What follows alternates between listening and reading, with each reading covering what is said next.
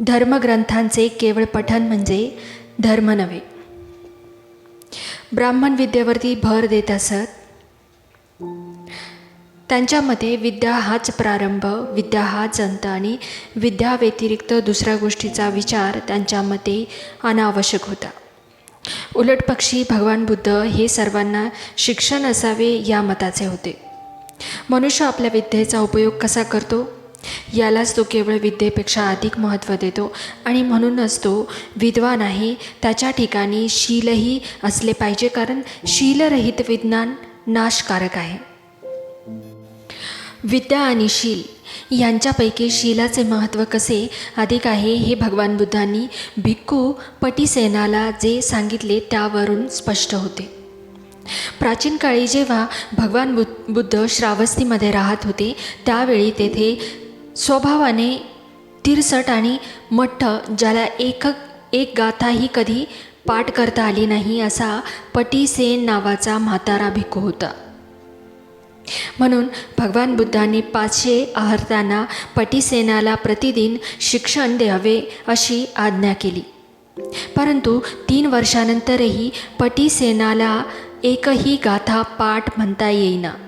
तेव्हा जनपदातील सर्व भिक्खू भिक्खुनी, उपासक आणि उपासिका पटीसेनाचे हे अज्ञान पाहून त्याचा उपहास करू लागले. भगवान बुद्धांना त्याची दया आली. त्यांनी पटीसेनाला आपल्याजवळ बोलविले आणि सौम्यपणे त्याच्या पुढील गाथा म्हटली. जो राखून बोलतो, विचारांचा संयम करतो, तो आपल्या देहाने दुसऱ्याला उपद्रव करत नाही, असा मनुष्य निब्बाण मिळू शकतो. तथागतांनी दाखविलेल्या या सदावनेने प्रेरित झाल्यामुळे त्यांचे अंतःकरण प्रफुल्ल झाले. त्याने ती गाथा पाठ म्हणून दाखवली. तेव्हा भगवान बुद्धांनी पुन्हा त्यास उद्देशून म्हटले, वृद्ध मनुष्य, आता तुला फक्त एकच गाथा पाठ म्हणता येते. हे जेव्हा लोकांना कळेल तेव्हा तुझा उपहास करू लागतील. म्हणून मी तुला त्या गाथेचा अर्थ समजावून सांगतो आणि तू तो नीट ऐक, नीट कान देऊन ऐक. नंतर भगवान बुद्धांनी 3 कायिक अकुशल कर्म व 4 मौखिक अकुशल कर्म आणि 3 मानसिक अकुशल कर्मे ज्यांच्या विनाशाने माणसाला निब्बाण साधता येते ती सांगितली.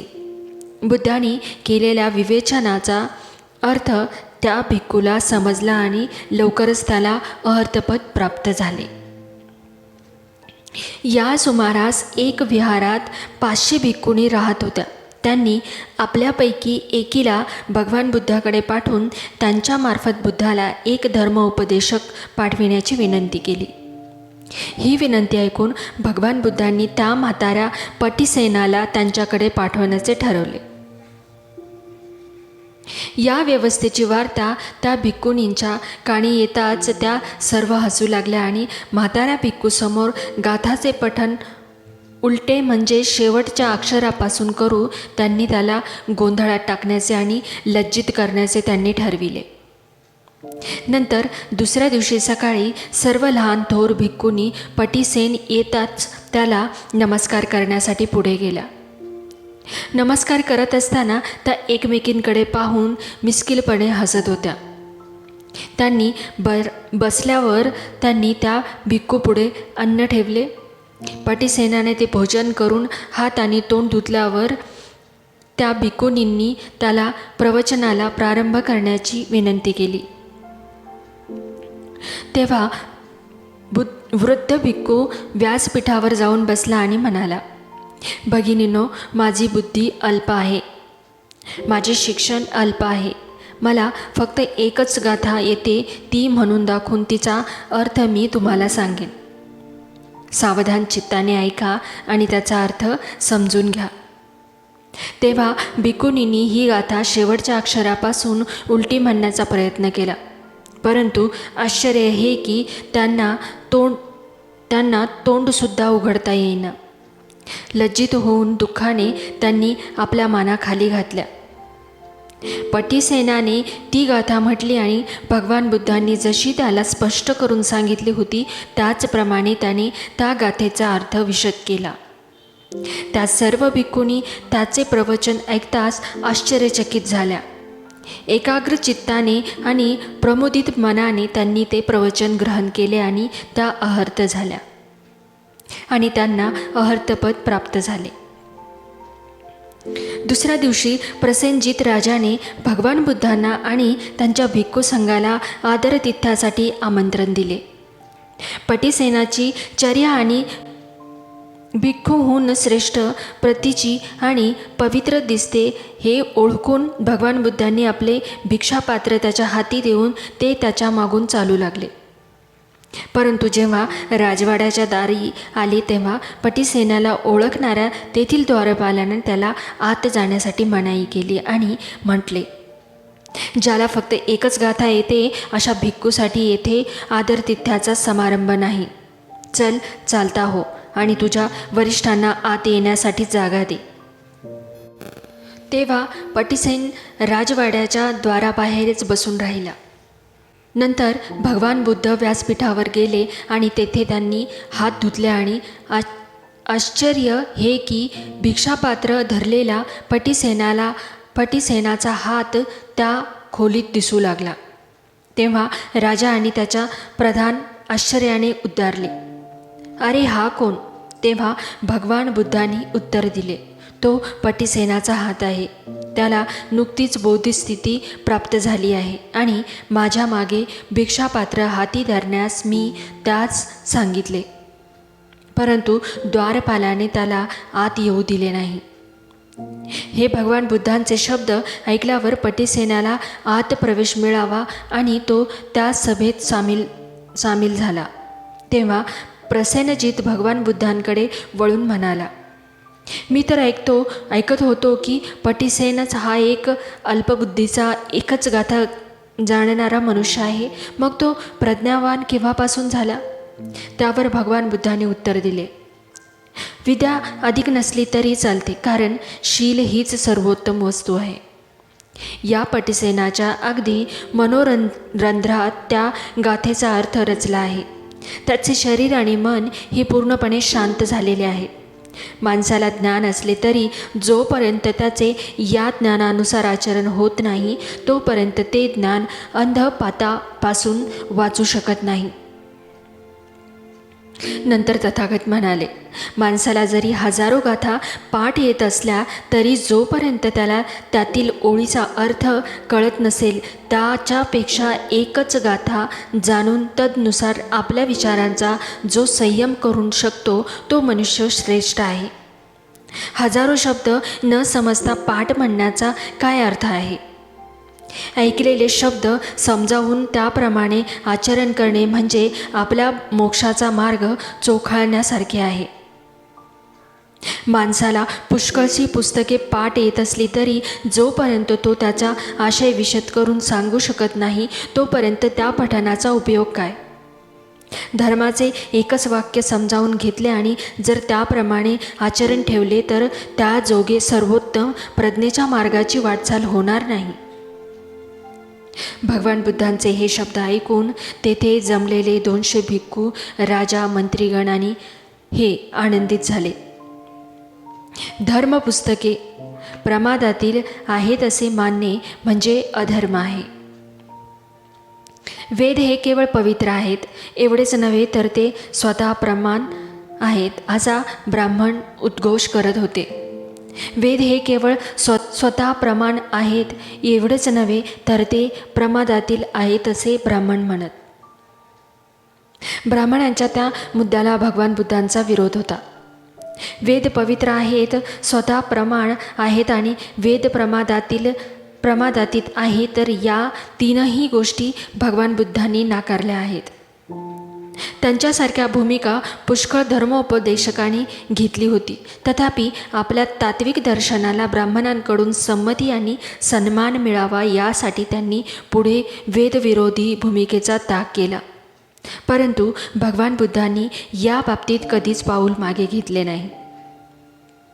तेवीच्या सुतामध्ये भगवान बुद्धांनी वेद म्हणजे एक निर्जल वाळवंट, निष्पत अरण्य आणि खरोखर एक नरकच आहे असे म्हटलेले आहे. बौद्धिक आणि नैतिक तृष्णेने आर्त झालेल्या कोणाही मनुष्याने वेदापासून आपल्या तृष्णेचे शमन होईल अशी अपेक्षा करणे व्यर्थ आहे. वेद प्रमादातील आहे. या संबंधी त्यांचे म्हणणे असे होते की वेदच काय कोणतेही वाङ्मय प्रमादातीत नाही. प्रत्येक गोष्टीची परीक्षा आणि पुन्हा परीक्षा ही झालीच पाहिजे. कलाम लोकांच्या पुढे झालेल्या आपल्या प्रवचनात भगवान बुद्धांनी हे मत स्पष्ट केलेले आहे. एकदा एका मोठ्या भिक्खू संघासमवेत कोसल जनपदातून जात असताना भगवान बुद्ध कलामाच्या केसुपुत्त या नगरात आले. जेव्हा कलामांना भगवान बुद्धाच्या आगमनाची वार्ता मिळाली तेव्हा ते तथागताजवळ गेले आणि त्यांच्या बाजूला बसून त्या केसपुत्त गावाच्या कलामांनी तथागतांना उद्देशून म्हटले, भगवान बुद्ध केसपुत्त गावी येणार. काही श्रमण ब्राह्मण आपापली मते मांडतात आणि ते सर्वश्रेष्ठ आहेत असा दावा सांगतात. ते दुसऱ्याच्या मताचे खंडन करतात. त्यांचे मत हीन मत आहे अशी त्यांची संभावना करतात. त्याप्रमाणेच दुसरेही श्रमण ब्राह्मण केसपुत्ताला येतात, आपापल्या धर्मसमजुतीचे प्रवचन करतात, त्याचा महिमा गातात, परंतु त्याचबरोबर ते दुसऱ्याच्या धर्मसमजुतीचे खंडन आणि निर्मत्सना करतात. आणि म्हणून भगवान त्या श्रमण ब्राह्मणांपैकी कोणाचेही सत्य मानावयाचे व कोणाचे असत्य मानावयाचे हे आम्हाला समजत नाही. त्यामुळे आमचे मत अनिश्चित आणि शंकाधीन झालेले आहे. तथागतांनी उत्तर दिले, तुमच्या मनात अनिश्चितता आणि शंका उद्भवावी याला योग्य कारण झालेले आहे. आणि ही अनिश्चिती आणि शंका खरोखर तुमच्या मनात योग्य वेळीच उत्पन्न झालेली आहे. भगवान पुढे म्हणाले, हे कलामांनो, तुम्ही हे केवळ ऐकता त्यावर विश्वास ठेवू नका. जे केवळ पुष्कळ लोक सांगतात म्हणून त्यावर विश्वास ठेवू नका. जे केवळ धर्मपुस्तकात लिहिलेले आहे म्हणून त्यावर विश्वास ठेवू नका. जे केवळ तर्कशास्त्रानुसार आहे म्हणून ते मानू नका. जे केवळ न्यायशास्त्रानुसार आहे म्हणून ते मानू नका. जे केवळ सद्दर्शनी पटण्यासारखे आहे म्हणून त्यावर विश्वास ठेवू नका. ज्या समजुती आणि मते अनुकूल वाटतात म्हणून त्याच्यावरती विश्वास ठेवू नका. जे केवळ बाह्यतकारी व खऱ्यासारखे दिसते ते केवळ बाह्यतकारी सत्य म्हणून त्यावरती विश्वास ठेवू नका. एखादे वचन कोण एका यतीने अथवा आचार्याने सांगितले एवढ्यानेच त्यावर विश्वास ठेवू नका. कलामाने विचारले, मग आम्ही करायचे तरी काय? आम्ही कोणती कसोटी लावायची? तथागतांनी उत्तर दिले, कसोट्या या स्वतःलाच विचारा. या गोष्टी हितकार आहेत काय? शहाण्या माणसाने त्या टाकाऊ मानल्या आहेत काय? त्या केल्या असता कष्ट आणि दुःख ओढावते काय? कलामांनो, यापुढेही जाऊन तुम्ही असे विचारले पाहिजे की हे सिद्धांत तृष्णा, द्वेष, मूढता आणि हिंसा यांना सहाय्यक नाही ना? एवढेच पुरे नाही तर कलामांनो, आणखीही पुढे जाऊन तुम्ही पाहिले पाहिजे की सिद्धांत माणसाला इंद्रियाधीन करणार नाही ना? हिंसेला प्रवृत्त करणार तर नाही ना? चोरी करण्याला प्रेरणा तर देणार नाही ना? कामेच्छा पूर्तीसाठी मिथ्याचार शिकवणार तर नाही ना? ते असंख्य भाषण करायला लावणारे तर नाही ना? आणि शेवटी तुम्ही त्या सिद्धांताबाबत असा प्रश्न विचारला पाहिजे की या सिद्धांताचा परिणाम आहे आणि दुःखात तर होणार नाही ना? आता कलामांनो सांगा, त्या श्रमण ब्राह्मणाचे सिद्धांत हित साधणारे आहेत की अहित साधणारे? कलामांनी उत्तर दिले, भगवान ते अहिताकडे नेणारे आहेत. ते लाभकारक आहेत की हानिकारक आहेत? भगवान ते हानिकारक आहेत. ते निंद आहेत की काय कलामांनो? कलामांनी उत्तर दिले, भगवान ते निंद आहेत. शहाण्या माणसांना ते मान्य आहेत की त्यांच्या मतेही निषिद्ध आहेत. शहाणी माणसे त्याला टाकाऊ समजतात. त्यांचा आचार केला असता त्याचे पर्यवसान कष्टात आणि दुःखात होते काय? होय भगवान, त्याचे पर्यवसान कष्टात आणि दुःखातच होते. जे धर्मग्रंथ आपले सिद्धांत शिकवतात ते तुमच्या मते स्वतः प्रमाण आणि प्रमादित ठरतात काय? नाही, कलामांनी उत्तर दिले. भगवान, ते स्वतः प्रमाण आणि प्रमादित ठरत नाहीत. आणि कलामांनो, मीही नेमके हेच म्हणतो आहे. मीही हेच म्हणालो आहे. जे केवळ ऐहिक आहे, परंपरागत आहे, ज्यात केवळ वादविवादाची कुशलता आहे किंवा तर्काची सूक्ष्मता आहे, तेवढ्यावरूनच त्यावर विश्वास ठेवू नका. जे केवळ वरवर पाहता विश्वसनीय वाटते म्हणून मानू नका. ज्या समजुती आणि दृष्टिकोन केवळ अनुकूल वाटतात म्हणून स्वीकारू नका. ते केवळ श्रमण ब्राह्मणांचे शब्द आहेत म्हणून त्यावरती भाळून जाऊ नका. जेव्हा तुम्हाला आत्मानुभवाने वाटेल की या गोष्टी अहितकारक, दोषार्ह, सुज्ञांनी निषिद्ध ठरविलेल्या किंवा परिणामी कष्टात आणि दुःखात नेणाऱ्या आहेत, तेव्हा त्या गोष्टीचा तुम्ही त्याग केला पाहिजे. भगवान, फार छान, फार छान. आम्ही भगवंताला आणि त्यांच्या धर्माला शरण आलो आहोत. आपले उपासक म्हणून भगवान आमचा स्वीकार करावा. आजपासून आमरण आम्ही भगवंतांना शरण आलो आहोत. भगवान बुद्धाच्या या विचारसरणीचा सारांश अगदी स्पष्ट आहे. कोणाचीही शिकवण ती अधिकारी आहे म्हणून स्वीकारू नका. ती धर्मग्रंथ निविष्ट आहे, त्यात तर्काची सूक्ष्मता आहे किंवा तिचे बाह्यरूप ग्राह्यरूप आहे म्हणून ती मानू नका. उपदेशिलेले विचार किंवा दृष्टिकोन अनुकूल वाटतात, ते बाहेरून सत्वस्वरूप दिसतात किंवा ते कोण महान आचार्याचे आहेत म्हणून त्यावर विश्वास ठेवू नका. उपदेशिलेले विचार किंवा दृष्टिकोन हितकारक आहेत की निंदनीय आहेत, सदोष आहेत की काय, ते कल्याणकारक आहेत की अकल्याणकारक आहेत, याचा विचार करा. या कसोटीवर उतरणारा कोणाचाही उपदेश मान्य करावयास प्रत्यवाय नाही. भाग 5. सतधम्म म्हणजे काय? मनाची मलिनता दूर करणे. एकदा तथागत हे श्रावस्तीस वास करत असताना कोसल राजा प्रसेनजित त्यांच्या निवासस्थानी आला आणि आपल्या रथातून उतरून भक्तिभावाने तो तथागताच्या सनिग्ध गेला. सकाळी नगरात प्रवेश करून आपले आदरातिथ्य स्वीकारावे असे त्यांनी तथागतांना विनविले. यामध्ये त्यांचा हेतू लोकांना भगवान बुद्धांचे सर्वोत्तम दर्शन घडावे, त्यांचा धर्म कळावा, त्यांच्यावर श्रद्धा बसावी हा होता.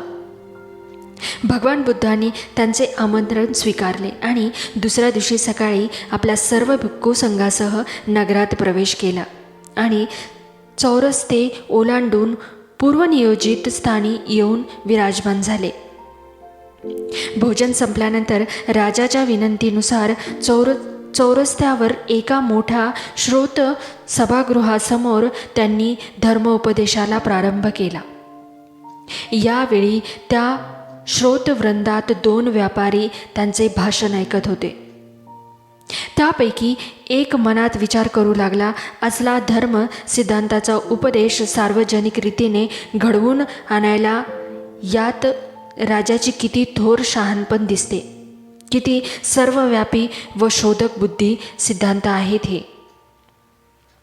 दुसऱ्याच्या मनात विचार आला, आपल्या माणसाला धर्म उपदेशक करायला येथे आणणे यात राजाचा किती मूर्खपणा आहे. गाय जे वाहन ओढीत असते त्याला बांधलेले वासरू गायीच्या मागून जाते आणि जात असताना हंबरत असते. त्याचप्रमाणे भगवान बुद्ध या राजा मागून जात आहेत. ते नगर सोडल्यानंतर ते दोघे व्यापारी ज्या सराईमध्ये उतरले होते तेथे एकत्र आले.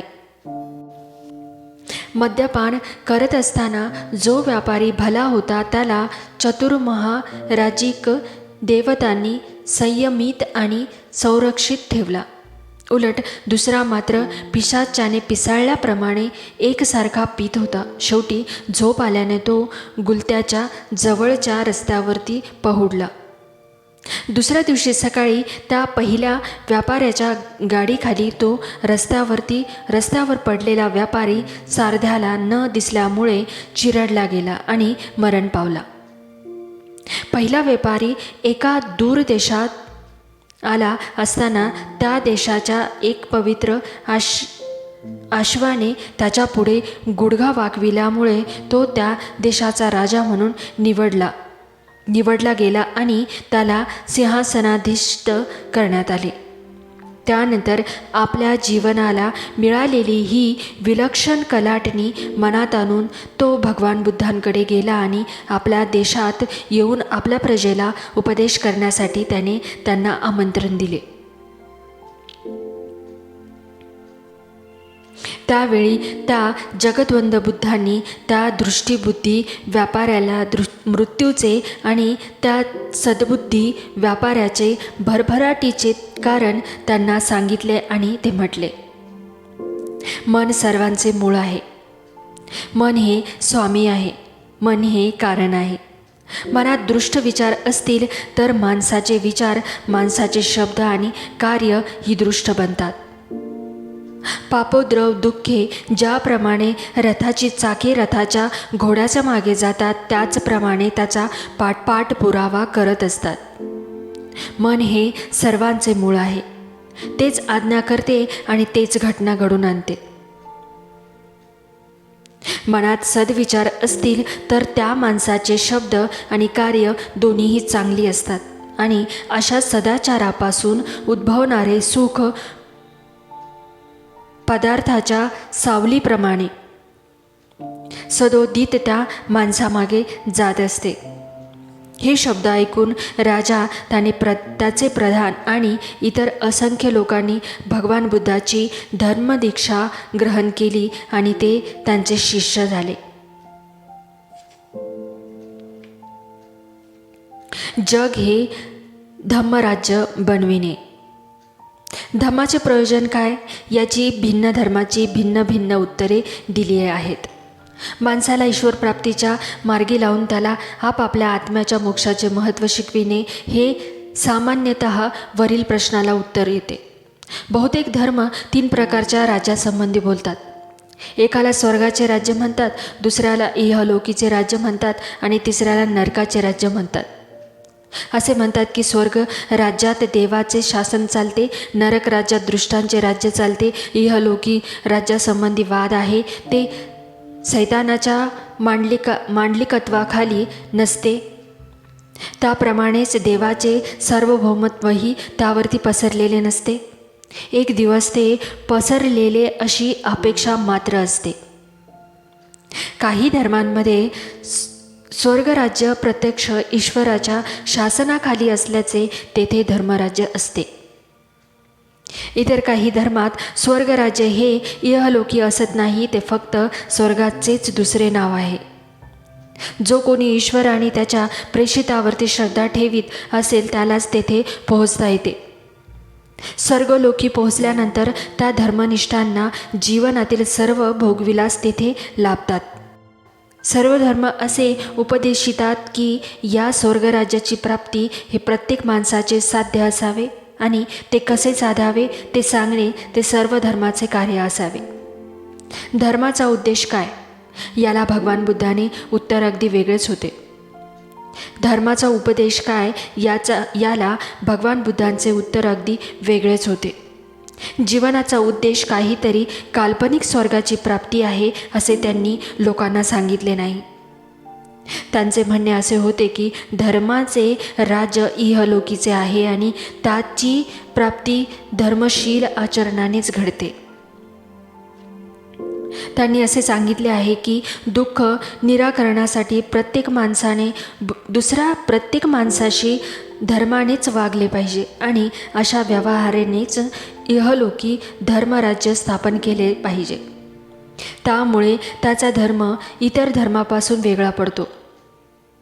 त्यांचा धर्म पंचशील आणि अष्टांगिक मार्ग आणि पारामिता यावर भर देतो. भगवान बुद्धांनी या त्रयीवरच आपला धर्म का आधारला? कारण जीवन मार्गाचे हे 3 घटक असून त्यांच्या योगानेच मनुष्य सदाचारी बनू शकतो. माणसाचे दुःख हे माणसातील अनुचित व्यवहाराचा परिणाम आहे. माणसाचे दुःख हे माणसातील अनुचित व्यवहाराचाच परिणाम आहे. हा अनुचित व्यवहार आणि त्यापासून उद्भवणारी दुःखे ही धर्मानेच नाहीशी होऊ शकतात. म्हणूनच धर्माने नुसता उपदेश करून भागणार नाही, तर त्याचे माणसाला आपल्या व्यवहारात सदाचाराची किती आवश्यकता आहे हे त्यांच्या मनावरती पूर्णपणे ठसविले पाहिजे. ही सदाचाराची आवश्यकता माणसाच्या मनावर ठसविण्यासाठी धर्माला इतरही काही कार्य करावी लागतात, असे ते म्हणतात. धर्माने माणसाला आचरणास योग्य कुशल कर्म कोणते हे ओळखण्याचे आणि त्या आधारे आचार करण्याचे शिकविले पाहिजे. धर्माने आचरणास अयोग्य अकुशल कर्म कोणते हे ओळखण्याचे आणि टाळण्याचे शिकविले पाहिजे. याशिवाय अतिशय महत्त्वपूर्ण असे मानलेले धम्माचे 2 उपदेश भगवान बुद्धांनी शिकविले. धर्माचा पहिला उद्देश म्हणजे माणसाला प्रार्थना, धार्मिक विधी, यज्ञ यात शिकवण्याऐवजी त्यांच्या नैसर्गिक प्रवृत्तीला वळण लावणे म्हणजे सुसंस्कृत करणे. देवदाह सूत्रात जैन धर्माची चर्चा करताना भगवान बुद्धांनी हा उद्देश स्पष्ट केला आहे. जैन धर्माचा संस्थापक असे मानत असे की सर्व वैयक्तिक सुखकर अथवा दुःखकर अनुभव हे गतजन्मी केलेल्या कर्माचे फळ आहे. असे असल्यामुळे गतजन्मीच्या दुष्कर्माचे विवेचन केले असता आणि नवीन दुष्कर्मे न केल्यास भविष्यकाळात भोगावयाचे काही राहत नाही. भविष्यकाळात भोगावयाला लागणारे दुष्कर्माचे परिणाम उरते नाहीत की दुष्कर्मे क्षय पावते, आणि दुष्कर्म क्षय पावले की दुःखाचा क्षय होतो आणि सर्व दुःखांचेच मुळापासून उच्चाटन होते. असा जैन धर्माचा दृष्टिकोन आहे. यावर भगवान बुद्धांनी असा प्रश्न केला की तुम्हाला असे सांगता येईल का की या इथे आता दृष्टवृत्तीचा उच्छेद केला की त्या क्षणी तिथे सप्तप्रवृत्तीची स्थापना होते? याचे उत्तर नाही असे झाले.